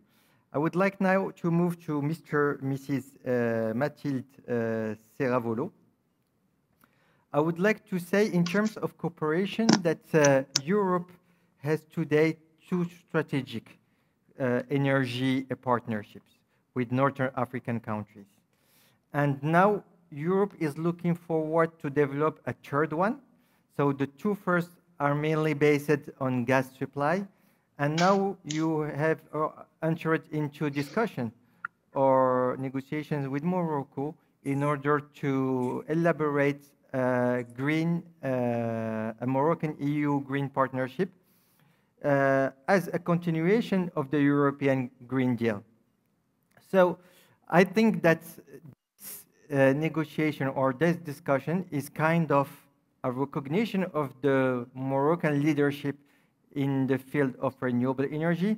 What I understood is that this Green Deal between Morocco and EU will not limit to renewable energy, but it will cover all the aspects of the green economy. Could you please tell us why it is so important for both parties, EU and Morocco, to achieve this cooperation, and what are both parties are expecting from it? Thank you, Ali. Many thanks for the invitation. I'm happy to be here. It's my first official appearance since I am in this post. So I'm really happy to share this moment with you. You appear very well. And discuss this topic. Thank you. Thank you. So the first thing I would like to recognize is that we see from the EU Morocco as a visionary in terms of energy strategy, and that's something that goes back several years. Since the beginning of the millennium, Morocco decides to invest in renewable energies and understands, Morocco is one of the first to understand that switching to renewable energy, or the growing importance of renewable energy as the future, that the future will not only depend on oil, as we've been doing, but to be on the market, to be competitive in the future, we need to embrace renewable energies and develop that all that sector. So the EU shares that vision and has supported Morocco for several years now in different programs, different sorts of renewable energies, be it solar, wind. The Ouarzazate plant is a very good example of how Morocco is doing it and how different donors have engaged in creative, if you want, financial structure that allows everyone to come in. Daniel already discussed the blending work and how we as development donors need to find a way to mobilize more and more funds. We know that official development aid is not enough for all we have committed to do in the framework of Paris, in the framework of the Sustainable Development Goals. And we need to mobilize private funds, and we need to mobilize investments so that the future we are dreaming of together is really possible, so that we can make it there. So that was to say that this partnership with Morocco has been developing along a few years now. It's not something new. We share, the European Union and Morocco, this long-term vision of a sustainable planet. We share commitment to climate neutrality by 2050, which implies a lot. It's a very big commitment and requires very big changes, transition of the way we do basically everything, the way we heat, the way we lighten, and the way we transport, we do tourism, how we dress ourselves. So it's a really substantial transformation of the whole economy. And that's what is also reflected in the EU Green Deal. The European Green Deal is the first action or the first strategy that the a couple of years back, Commission von der Leyen adopts as soon as she takes office. And it is to say that transition to sustainability is the way Europe will do things, not only as an environmental strategy, but as an economic strategy. So investing in the transition, investing in the planet, if you wish, investing in our future, is the way we will also generate jobs, generate competitiveness, empower people, and make sure to leave no one behind. So that is a very, very important strategy. I think it is important to understand it's the vision of the future that the EU wants as designed, as committed to for its own, for the European region, but it's also the model we want to work with our partner to reach. It's not something that we will do alone. And we are all together in this plan. We need to work together to reach these ambitions. So we are very proud to be able to work with partners like Morocco who have the same vision, and we can then share the work together. We can share the experience together. We can learn how to do things together, exchange on all of that. And energy is at the heart of all this transition. I've already said the transition covers all sectors: transport, sustainable cities, education, tourism, really everything, but energy is at the heart of it. If you don't have sustainable energy, no other sector will be sustainable.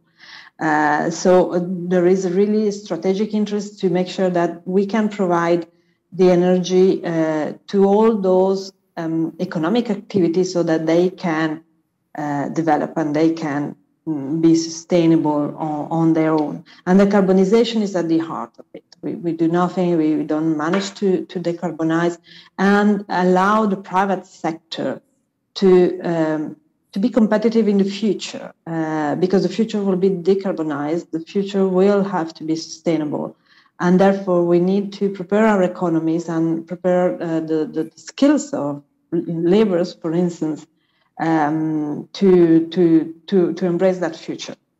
And that's something we're doing in Morocco, for instance, with the vocational training of youngsters who are preparing to have the skills that the new market will need. So in this framework, and I'm coming to the answer, Ali, we are thinking the green partnership with Morocco. There are a few in the world. So the Green Deal is the European strategy, and then the EU has spotted a few partners who have the same visions as I mentioned, and who are able to engage in a partnership with us on all those areas, on how will we manage to reach our commitments for climate neutrality. Therefore, Morocco is one of those partners with which we will be able to discuss all the areas that I've mentioned, and energy will be part of it. It's not only a green energy partnership, but it's a green partnership that will also cover blue economy, for instance, that we cover, of course, decarbonization and the work with the private sector. And what do we expect from the partnership? Well, what partners do probably to have a dialogue, to have trust, to be leveraging ambitions, because when there's two, you can walk faster and further. We can share competences, and we can be an example. We can give an example to the region that it is possible. Morocco can really be, in our view, a leader in the region to show how sustainability can be reached, how climate neutrality can be reached, and hopefully this will inspire others to go along that path. Thank you, Mr. Serravolo. I think you detailed all the actions that could occur around the energy transition.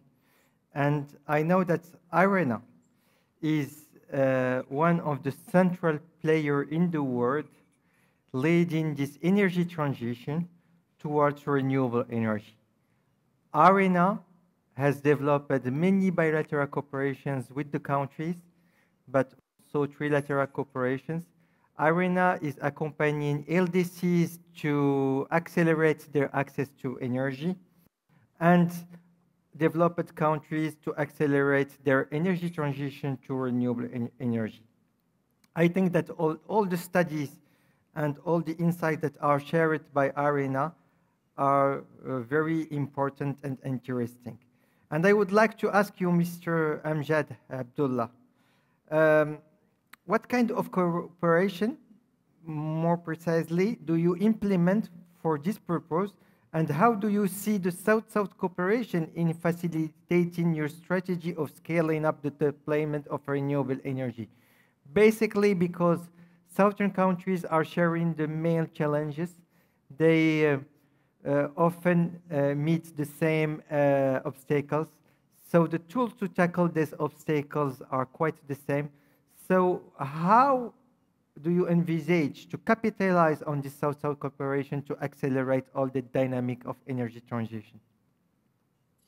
Thank you very much, Mr. Ali. I think, as you rightly said, that as the apex intergovernmental agency on energy transition and the promotion of renewable energy, which nearly a universal membership with 166 full members and 18 countries in existence, IRENA obviously serves as the principal platform for international cooperation, a center of excellence, and a repository of policy, technology, resources, and financial knowledge on renewable energy. You outline a number of things in your brief background and the question. Obviously, IRENA promotes the widespread adoption and sustainable use of all forms of renewable energy, including bioenergy, geothermal, hydropower, ocean, solar, and wind energy in the pursuit of sustainable development, energy access. I know many have spoken, especially in Africa and in the developing world, and especially in LDCs, and energy security and low carbon economic growth and prosperity. Obviously, supporting governments to adopt enabling policies for renewable energy investments, provides practical tools and policy advice to accelerate renewable energy deployment, and we do facilitate knowledge sharing and technology transfer, and to provide clean, sustainable energy for the world's growing population.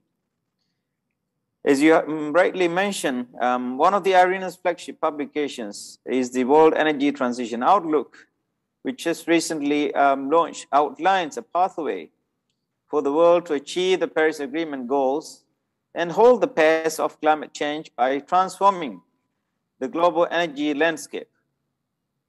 This report presents options to limit global temperature rise to 1.5 degrees Celsius and bring carbon dioxide emissions to a net zero by 2050. Obviously offering high level of insights on technology choices, investment needs, policy frameworks, and socio-economic impacts of achieving sustainable development, resilient, and inclusive energy future. IRENA's knowledge and analytical work on the energy transition also extends to hard-to-decarbonize sectors such as transport and industries. Furthermore, IRENA also supports the energy through advice. For example, auctions, regulations, project facilitation support is the main pillar, and the country and regional engagement initiatives and strategic partners. I'll come back to the number of partnerships that we have recently signed up, including Morocco. IRENA is presently also engaging with 71 countries, offering them around 144 work packages, ranging from data, statistics, policy and finance, advisory, resource assessment, sectoral analysis, and end-use sectors, and project facilitation for the implementation of renewable energy-related targets of the country's NDCs, more specifically in Africa and in LDCs. Given that IRENA's convening power and outreach, we intend to promote a greater learning and knowledge exchange that will also be promoting South-South cooperation, not only South-South, but triangular cooperation as well. And this has been operationalized through initiatives such as the IRENA Collaborative Framework. In particular, for example, the one on higher shares of renewable energy, which is a platform dialogue and knowledge exchange. We've also recently signed the Memorandum of Understanding with Kingdom of Morocco. I'll come back to that in the later part of the question. Yeah. Over to you, Ali. Thank you so much. You're welcome. So I move now to Dr. Mansour Mortar for a second time. And so let's focus more on the South-South cooperation, and mainly the one with Morocco. So I would like to ask you, Dr. Mansour, how the bank is considering supporting scaling up clean energy through cooperation, and what are the tools that you are implementing towards this energy transition in the frame, of course, of South-South cooperation? Thank you. Let me start first by referring to the overarching framework for our activities in terms of the internal policies and institutional arrangements that we have in place to support intervention in both renewable energy and intertwining it with cooperation.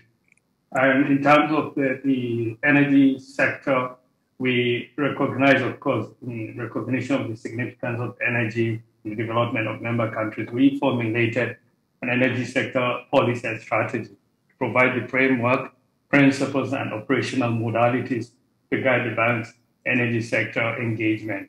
And this strategy aims to address energy inequality and lack of affordability, as well as access to clean and sustainable energy options. One of the main pillars of ICT strategy, of course, is increasing renewable energy in member countries.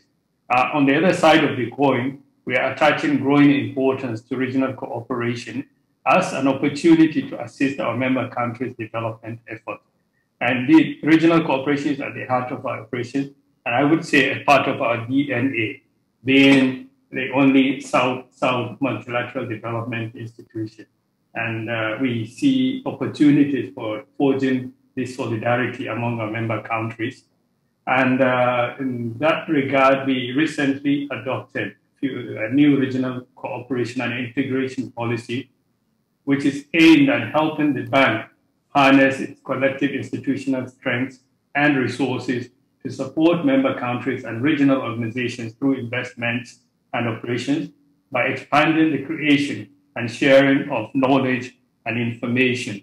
And one of its mechanisms to support cooperation, the bank is using its homegrown South-South cooperation modality, which we call reverse linkage, to enhance partnerships across a wide spectrum of sectors and thematic areas.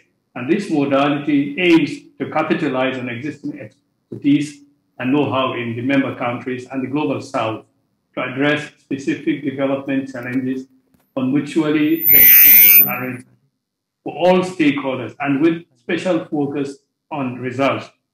And renewable energy is one of the sectors where the reverse linkage is being adopted and scaled up.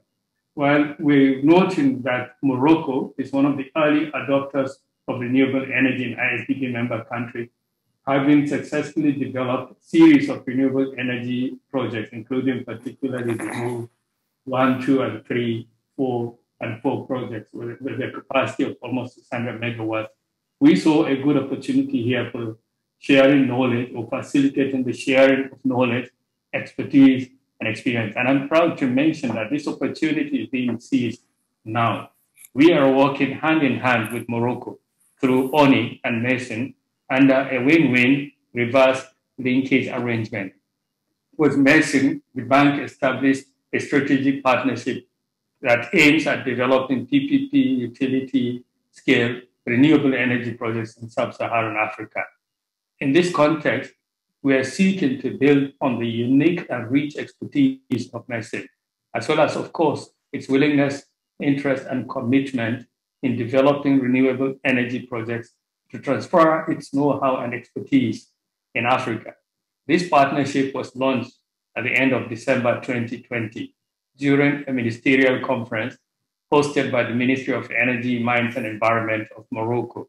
It is noteworthy that already in 2021, 2 operations under this partnership with Mason are being developed for Djibouti and Niger Republic. In addition to this important initiative, the bank is considering scaling up its intervention in the renewable energy sector by developing a dedicated renewable energy program to leverage financing from the private sector and other institutional and technical parties. As was pointed out by my African Development Bank colleague, leveraging is key to really garnering the resources needed to address the SDG challenges facing our member countries. And this program would capitalize on the already engaged cooperation with some identified technical partners, such as Mason, and the reverse linkage modality, of course. And we expect and we hope that we'll be able to crowd in and engage more partners in this initiative. Thank you. Thank you, Dr. Mansour. I think you are right putting the know-how exchange and the transfer of know-how as a pillar of the South-South cooperation, because maybe it's the real added value of South-South cooperation.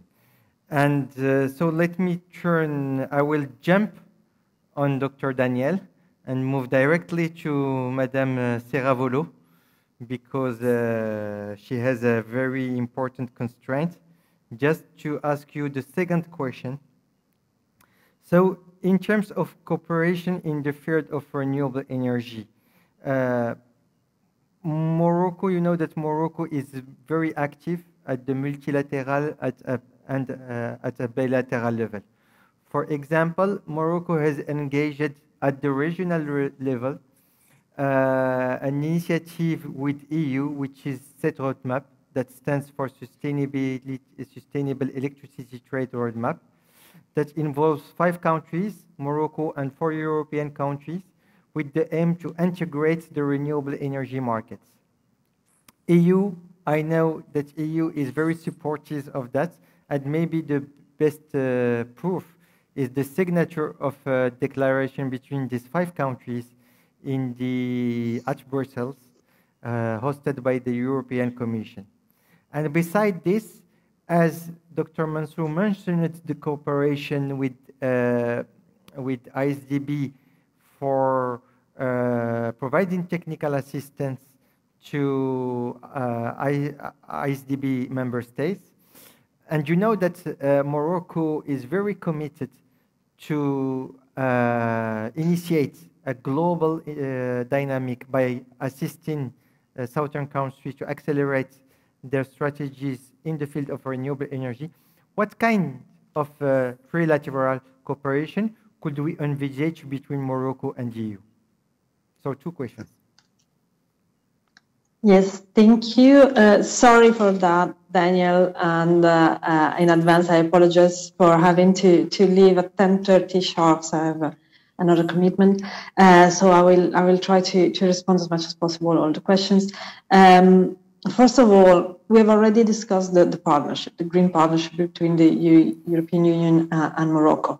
And being partner also means integrating. It's not only a declaration of intent. Of course, it is important to have a common intent, but partnership is very concrete, and it comes down to very concrete actions that we can do together.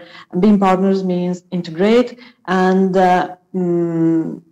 working together and work in the region. And I will take again the expression of the DNA. Regional integration is part of the DNA of the European Union. As you know, we are an integrated region, so it is not surprise that the EU supports a regional integration and regional cooperation as something we strongly believe in, as a way to strengthen and to improve and to go further together, as I already said. And in this sense, the EU is investing strongly in Africa. Africa is a priority region for our cooperation, and especially energy in Africa is big priorities with the Africa-EU Green Energy Initiative. I think in his previous intervention, Daniel already explained very well why it is so important to work in the region on this and ensuring that African people, businesses and industries have access to affordable energy to an efficient energy. We need to ensure also energy efficiency to make sure that there is enough for everyone, and we need to support investment in the renewable energy as an opportunity for the region. Last week, McKinsey published a report showing how the decarbonization in Africa can create a huge amount of jobs. I think they were talking about 10 of thousands of jobs that can be created for the region if we invest in energy and in decarbonization. So it is something very important. Triangular cooperation is part of that, and it comes to well, as I said before, making sure that our best experiences are shared and we can learn from each other, and the EU will be ready to support that in the region. Now, coming specifically on the SET roadmap, the sustainable energy trade. As you mentioned, Ali, this initiative is an initiative of our member states. The European Union as such is not an official stakeholder of the initiative, but it is Germany, France, Spain and Portugal who are engaged in this initiative with Morocco, with the objective to get some energy integrating the energy market. And as European Union, we cannot but support the initiative. We have accompanied and observed it with a lot of interest, and we still believe in it, and we do think that's the way to go. And in the long term, it is very much in line with the objective of the Green Deal, which I've already explained, which has as part of its objective to create an integrated energy market in Europe, where the production of energy can benefit all our member states. And well, in many aspects, we've been working with Morocco for this integration in the European market, which requests some level of convergence of legislation, of regulation, agreeing on the terms and on the definitions. But then we see a lot of opportunity, of potential to this integration. So yes, to resume all I've said very shortly, we are very supportive of the idea of this SET roadmap, and we remain positive to support the next step and see it a reality very soon. Thank you, Mathilde. Thank you for being with us. And let me come back to Daniel. So, Dr. Daniel, back to the disruptive initiative of Desert to Power that relies also mainly on the principle of South-South cooperation, and that you are leading, I think, closely with Mazen, with Morocco through Mazen. I think that many crucial steps have been achieved in the development of this initiative. I know that you have formed and set up a task force that is working day and night to make this very important initiative going faster and advancing faster. Could you give us, please, more information about this strategic initiative, where you are, and what is the expected role of Morocco and Mazen in this initiative, please? Thank you very much, Ali. Indeed, the Desert to Power initiative is a flagship initiative for the bank, really trying to seize the tremendous solar potential of the Sahel region, from Senegal in the west all the way to Djibouti and Eritrea in the east, with an initial focus particularly on the G5 Sahel countries. We have secured from the G5 Sahel countries already at the end of 2019 a mandate from the heads of state for the Desert to Power initiative. In fact, the mandate and a commitment that was reiterated in their last heads of state summit in July this year. We have adopted a clear implementation approach. It's a holistic approach, so looking at 5 priorities: scaling up utility-scale solar generation, investments in the critical transmission and distribution infrastructure, scaling up decentralized energy access solutions to increase energy access, addressing the situation of the power utilities of the countries, which is particularly critical from the perspective of facilitating more private sector investments. And of course, the utilities are the off-takers for those IPPs. And the priority around strengthening the enabling policy, legal, regulatory environment, and cross-cutting capacity building sort of as a priority throughout all these areas.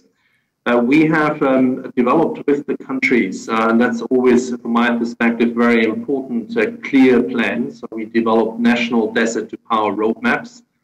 Those were developed in partnership with many stakeholders, and they were validated by the countries at the end of last year.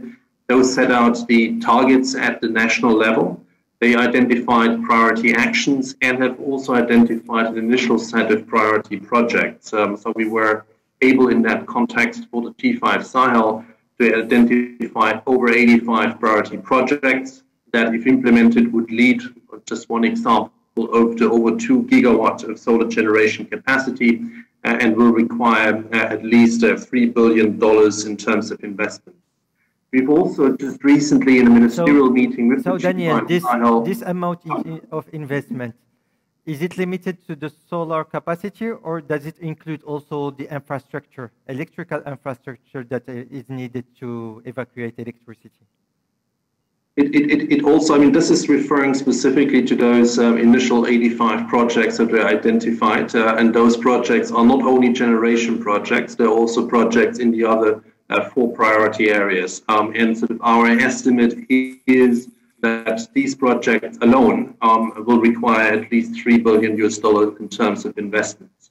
Those projects alone will not be sufficient, however, to achieve the targets of the Desert to Power National Roadmaps. That will require additional investment because some projects obviously have not been identified yet in order to reach those targets. Just to highlight very quickly that we also were able to adopt a regional roadmap that's really looking at some of the priorities that are best addressed at the regional level.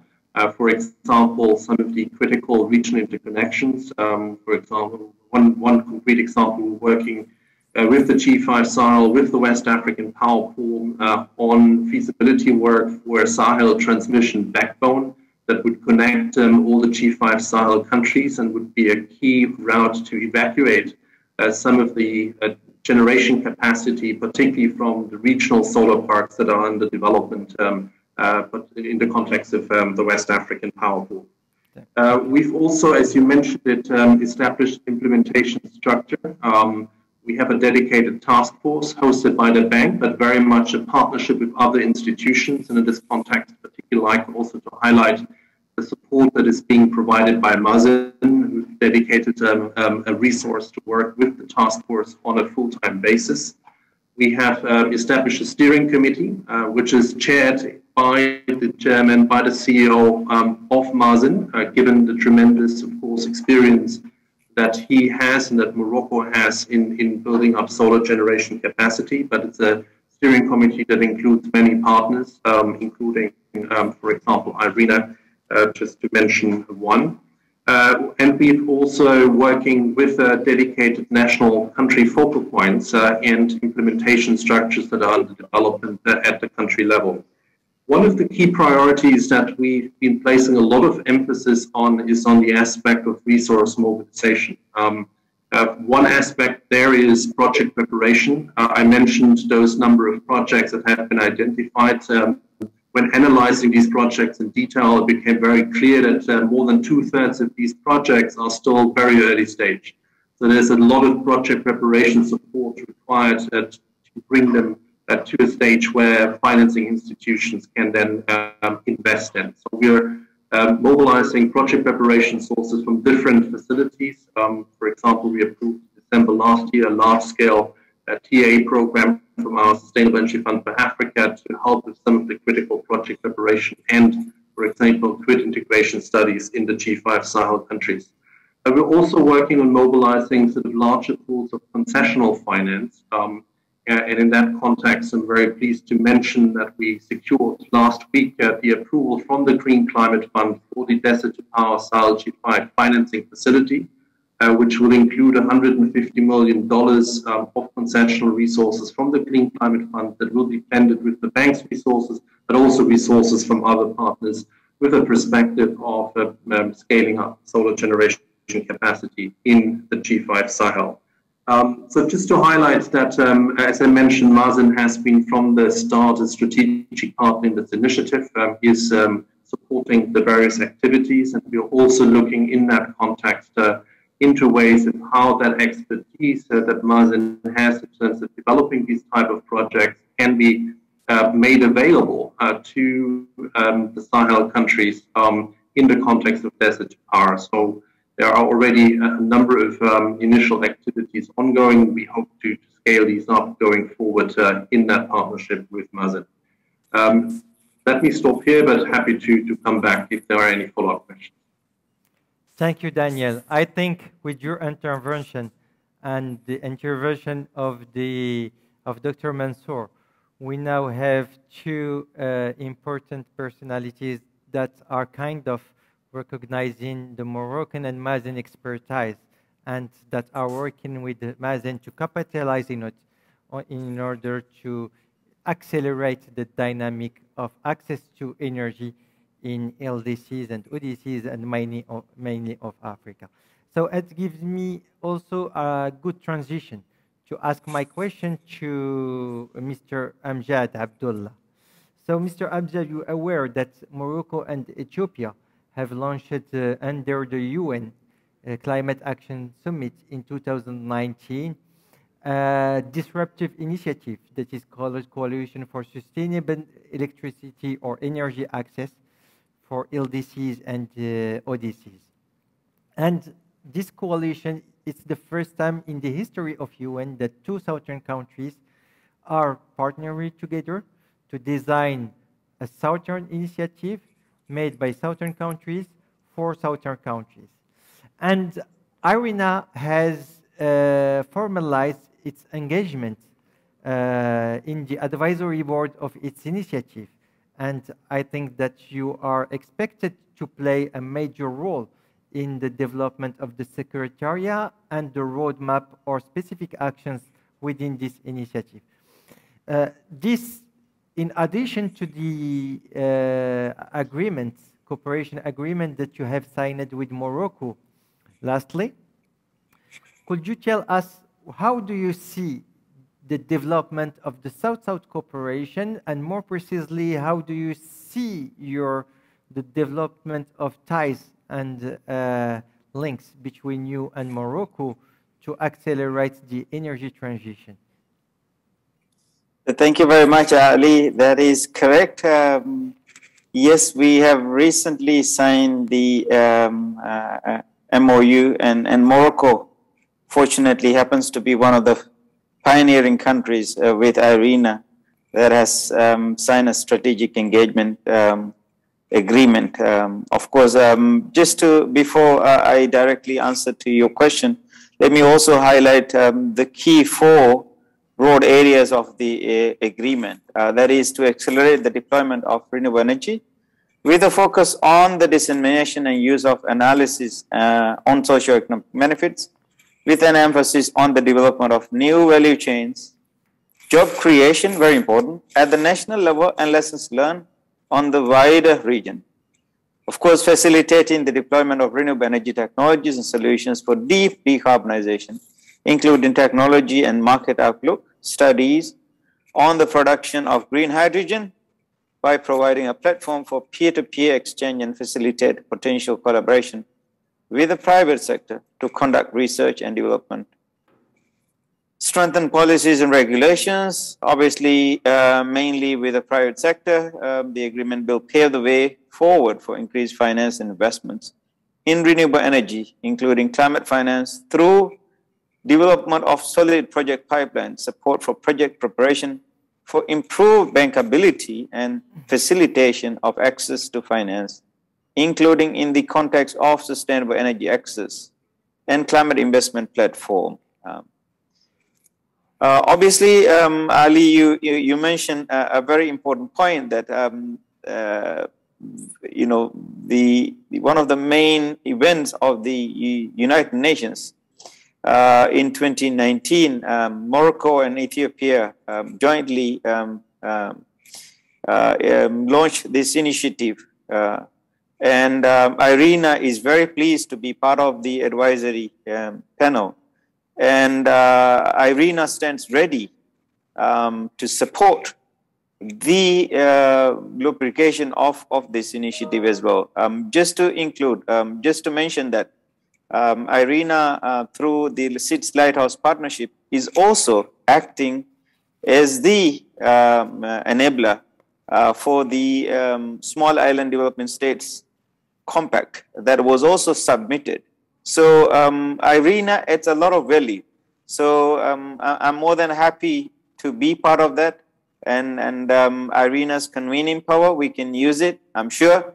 With this, we are more than glad to be part of this initiative, and then to strengthen the secretarial support in terms of you know, interim work, whatever that you request. I can assure that IRENA stands more than ready.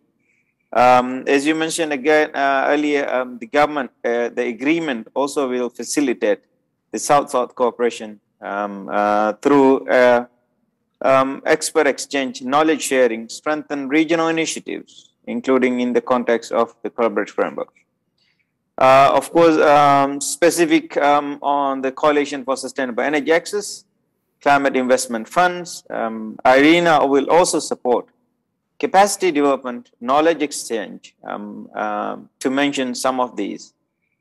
Again, Ali, very, very pleased to be part of this you know, advisory panel as a permanent member. I know that we have recently nominated the director of the country engagement as the member of the permanent advisory panel of this initiative. And again, IRENA stands ready to materialize this initiative, and looking forward to working with you and to make South-South, South-South-North triangular cooperation to work success. And IRENA recently, with the new vision of the Director General, IRENA looking forward to energy transition, climate action, and building partnership, enduring partnership is a key for success. I thank you very much, Ali. Thank you very much, Abdullah, Mr. Abdullah, for all your insights.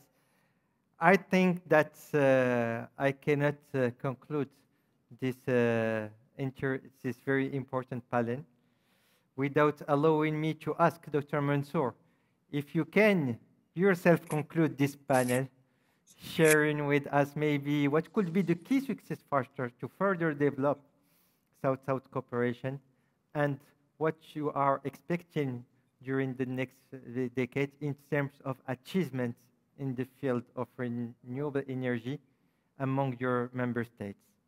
Please, the stage is for you, Dr. Mansour. Thank you. Well, this has been a very enriching discussion, and I've enjoyed listening to colleagues, other participants, to learn about what they are doing and to see that there are possibilities really for leveraging each other's efforts. So the first point to make is that these partnerships, the scope of these partnerships need to be expanded, and to see how we could mutually support each other in driving this agenda forward.